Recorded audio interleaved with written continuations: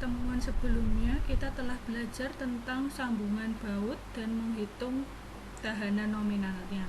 Hari ini kita akan belajar tentang geser eksentris dan kombinasi geser dan tarik pada sambungan baut.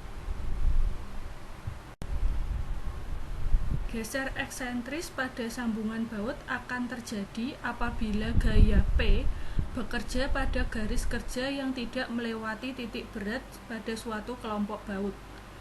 Maka akan timbul efek akibat gaya eksentris tersebut.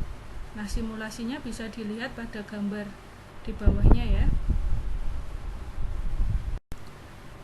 Beban P yang mempunyai nilai eksentrisitas sebesar E akan ekuivalen atau sama dengan momen P dikali E ditambah dengan sebuah gaya konsentris P yang bekerja pada sambungan. Simulasinya bisa dilihat di bawah ya. Jadi beban P yang mempunyai nilai eksentrisitas E sama dengan momen ditambah dengan gaya konsentris P. Nah, momennya ini didapat dengan mengalihkan P kali eksentrisitas. Nah, karena momen maupun beban konsentris tersebut memberi efek geser pada kelompok baut, maka kondisi ini sering disebut sebagai geser eksentris. Dalam mendesain sambungan dapat dilakukan dengan dua macam pendekatan.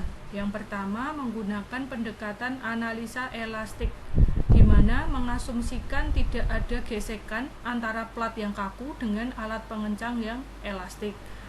Cara yang kedua dengan pendekatan analisa plastis, di mana mengasumsikan bahwa kelompok alat pengencang dengan beban eksentris P berputar terhadap pusat rotasi sesaat dan mengalami deformasi di setiap alat penyambung sebanding dengan jaraknya dari pusat rotasi. Analisa elastik. Prosedur analisa ini didasarkan pada konsep mekanika bahan sederhana, di mana menurunkan persamaan yang digunakan.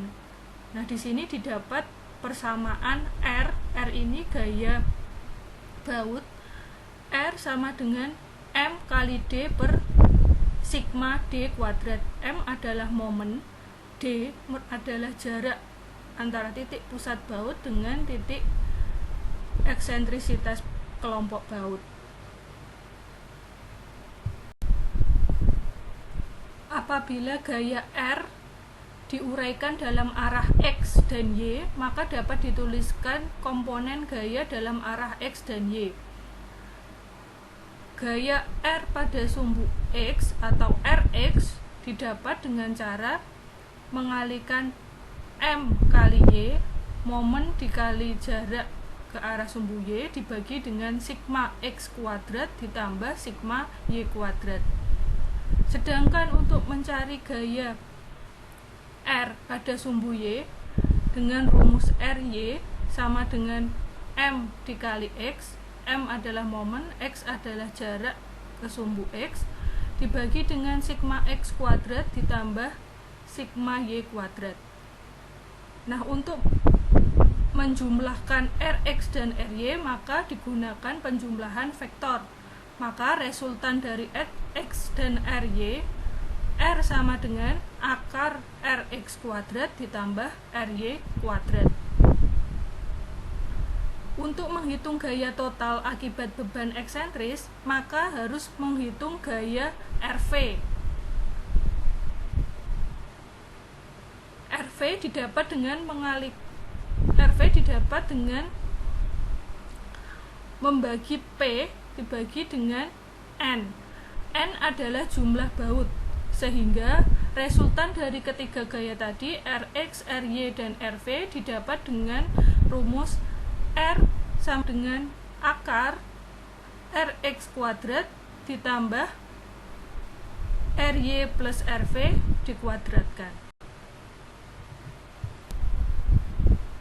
Kita masuk ke latihan soal 1. Nah, ini contoh soal analisa plastis. Hitunglah gaya maksimal yang bekerja dalam satu baut untuk suatu komponen struktur berikut yang memikul gaya eksentris PU sebesar 12 ton. Nah, dari soal tadi, baut yang menerima gaya terbesar adalah baut nomor 1, 3, 4, dan 6. Kenapa nomor 1, 3, 4, dan 6 menerima gaya terbesar? Karena dia letaknya yang paling jauh dari titik pusat kelompok baut atau titik O-nya. Nah, mari kita hitung gaya yang bekerja pada baut nomor 4. Kita tentukan dulu nilai eksentrisitasnya. Nilai eksentrisitasnya jarak PU sampai ke titik O. Berarti 75 ditambah 50. 50 didapat dari 100 dibagi 2. Eksentrisitasnya 125 mm. Kemudian kita cari momen. Momen dengan mengalihkan P kali E. P-nya 12, E-nya tadi 125. Didapat momen sebesar 1500 ton mm.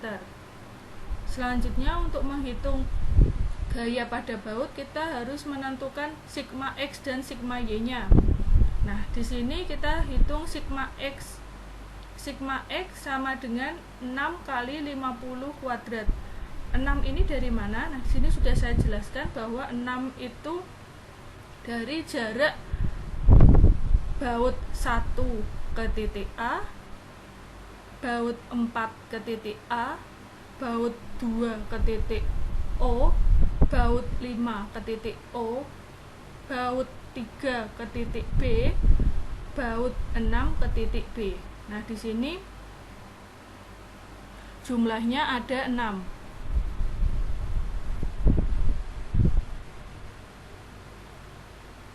Jadi ada 6 jarak di titik X dikali dengan jaraknya titik X itu adalah setengah dari 100, jadi 50. 6 dikali 50 kuadrat. Nah, sedangkan untuk sumbu Y-nya, sigma Y kuadrat, 4 kali 75 kuadrat. 4 ini didapat dari jarak baut 1 ke baut 2, baut 2 ke baut 3, baut 4 ke baut 5, baut 5 ke baut 6. Jumlahnya ada 4 ya. Jadi 4 dikali dengan jarak sumbu Y-nya sebesar 75. Oke, jadi sigma X kuadrat ditambah sigma kuadrat didapatkan hasil 37.500 mm kuadrat. Nah, selanjutnya kita hitung gaya yang bekerja pada sumbu X, sumbu Y, dan pada arah vertikalnya, Rx, Ry, dan Rv-nya. Tadi rumus untuk menentukan resultan pada sumbu X sama dengan momen dikali Y dibagi dengan sigma X kuadrat ditambah sigma Y kuadrat. Momennya tadi 1500, Y-nya tadi 75. Sigma X kuadrat ditambah sigma Y kuadrat 37.500. Rx didapat 3 ton. Lalu Ry, resultan pada arah Y, berarti momennya dikali jarak sumbu X dibagi dengan sigma X kuadrat ditambah sigma Y kuadrat. M-nya 1500, jarak ke sumbu X-nya 50, didapat dari 100 dibagi 2, 50 ya. Terus sigma X kuadrat ditambah sigma Y kuadrat 37.500. Didapat Ry sebesar 2 ton.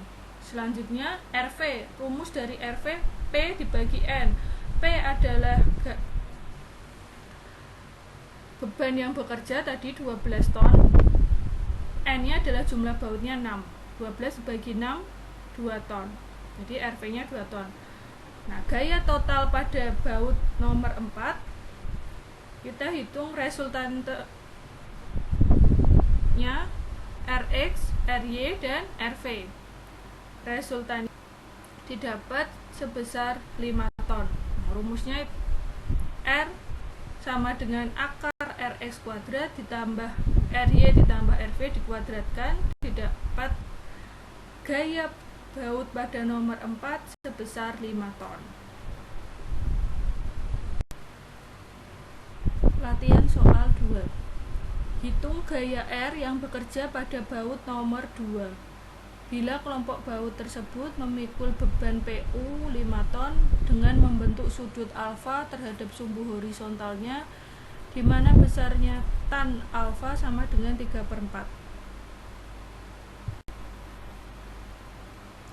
Sama seperti soal sebelumnya, kita tentukan dulu eksentrisitasnya. Nah, jarak E-nya sebesar 160 mm, sedangkan momennya kita cari P dikali dengan E. P-nya 5, E-nya 160, didapat 800 ton mm.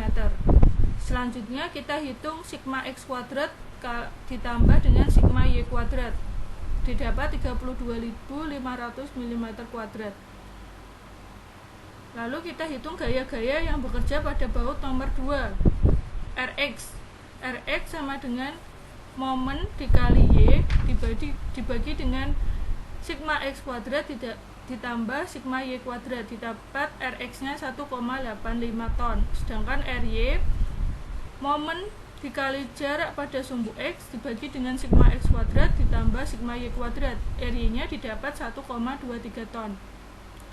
Nah, cara untuk menghitung gaya eksentrisnya tadi, RV, P dibagi dengan N. Nah, ini karena P-nya membentuk sudut, jadi kita uraikan terhadap sumbu X dan sumbu Y, atau ke arah horizontal dan vertikalnya. R ke arah horizontal berarti P cos alfa dibagi 4. 4 ini adalah jumlah baut ya, kan tadi rumus RV P per N. P adalah beban yang bekerja, N adalah jumlah baut. Jadi R arah horizontal berarti P cos alfa dibagi dengan 4, didapat 1 ton. Untuk ke arah vertikal, RV berarti P sin alfa dibagi dengan 4, didapat 0,75 ton. Nah, dari keempat gaya itu kita jumlahkan vektornya. Nah, resultan dari keempat gaya itu sama dengan akar Rx ditambah RH kuadrat ditambah Ry plus Rv kuadrat, didapat gaya R pada baut nomor 2 3,47 ton.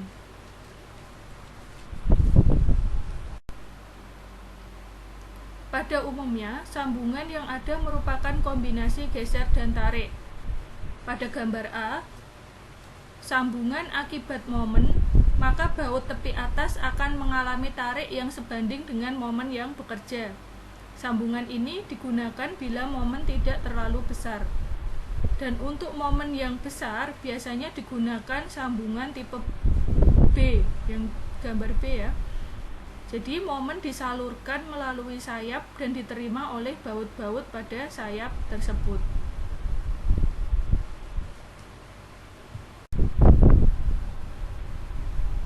Persamaan interaksi geser dan tarik dari berbagai studi eksperimental dapat direpresentasikan sebagai persamaan berikut.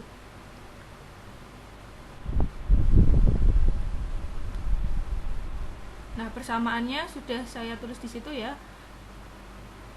Keterangannya, RUT adalah beban tarik terfaktor pada baut, RUV adalah beban geser terfaktor pada baut, PT kali RNT adalah tahanan rencana pada baut dalam tarik saja, PV kali RNV adalah tahanan rencana pada baut dalam geser saja, PT dan PV sebesar 0,75.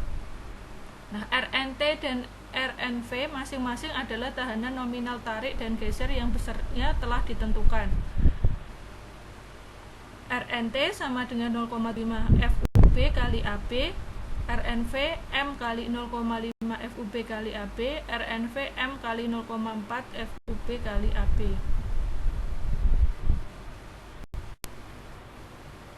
Persamaan interaksi geser dan tarik dapat disederhanakan menjadi suatu persamaan garis lurus.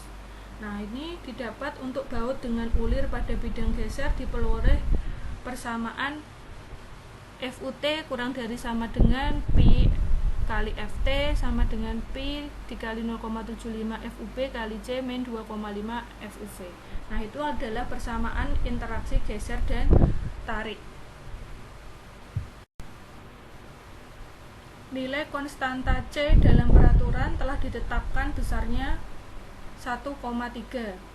Lalu nilai 2 dan 2,5 atau koefisien FUV-nya dalam peraturan direduksi menjadi 1,5 dan 1,9. Lalu nilai Pi kali Ft untuk masing-masing mutu baut nilainya berbeda. Nah, berikut adalah tabel nilai Pi kali Ft untuk berbagai tipe baut.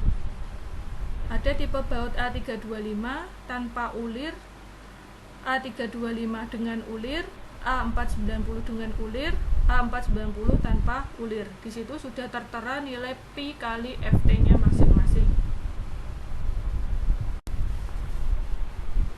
Dalam merencanakan sambungan yang memikul kombinasi geser dan tarik, ada dua persyaratan yang harus dipenuhi. Yang pertama, FUV sama dengan VU per N kali AB. Nah, untuk baut tanpa ulir di bidang geser, rumus yang dipakai harus kurang dari sama dengan 0,5 Pi kali FUB kali M. Sedangkan jika baut yang digunakan dengan ulir di bidang geser, maka rumusnya 0,4 Pi kali FUB kali M. Lalu persyaratan yang kedua yang harus terpenuhi adalah Pi kali RNT sama dengan Pi kali Ft kali AB lebih besar dari TU per N.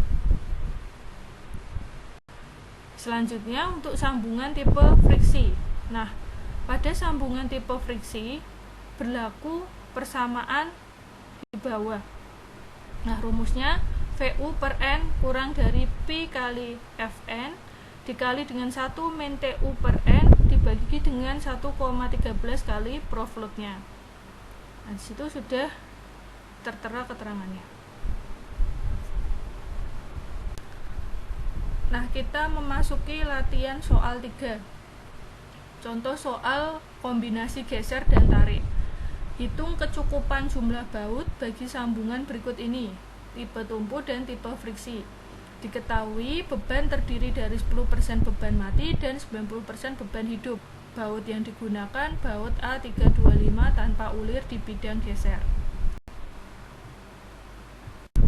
Terlebih dahulu kita tentukan kombinasi beban yang bekerja. Tadi di soal telah dijelaskan bahwa beban hidupnya sebesar 90%, sedangkan beban matinya 10%. Nah, kombinasi beban yang kita pakai 1,2D ditambah 1,6L. Nah, PU-nya didapat sebesar 54,6 ton. Lalu kita uraikan gaya PU ke arah sumbu X dan sumbu Y.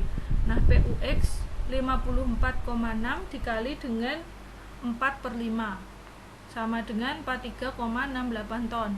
Sedangkan PU 54,6 dikali dengan 3/5 sama dengan 32,76 ton. Selanjutnya kita hitung dulu sambungan tipe tumpu. Nah, di sambungan tipe tumpu harus memenuhi dua kondisi, geser dan tariknya. Nah, kita hitung gesernya dulu. FUV sama dengan VU per N kali AB. VU-nya tadi sudah kita hitung sebesar 32,76. N-nya itu adalah jumlah baut sebanyak 6. AB-nya luas brutonya 1/4 Pi D kuadrat. Nah, FUV-nya didapat 143,634 MPa. Selanjutnya kita hitung, karena dia tanpa ulir, jadi rumus yang dipakai adalah 0,5 Pi kali FUB kali M. 0,5 kali 0,75 kali FUB bautnya 825 kali M.